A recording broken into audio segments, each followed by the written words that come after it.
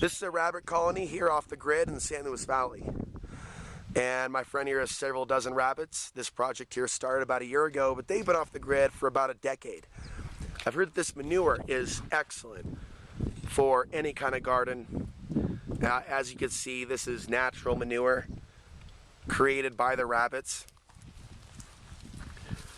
And so this is a special breed of rabbit, mostly of the New Zealand kind. The rabbits with the black ears are a different breed.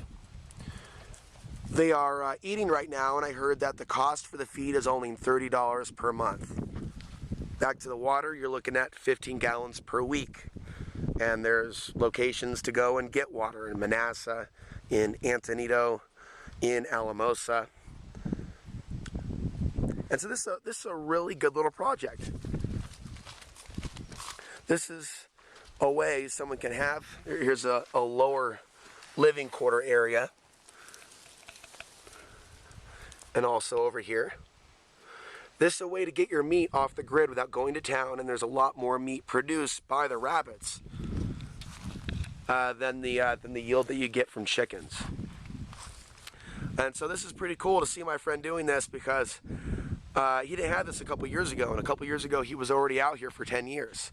So sometimes it takes some time for people to really make those leaps and steps forward towards being more off the grid and self-sufficient. So having your own source of meat.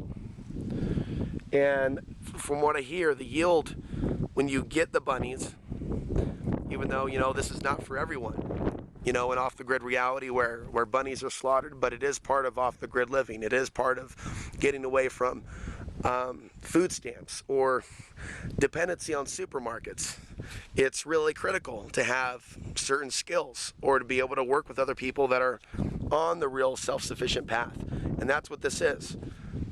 So with $30 a month in feed and $15 or 15 gallons per week in water, that's totally doable. And you end up with not only meat, but manure for your garden.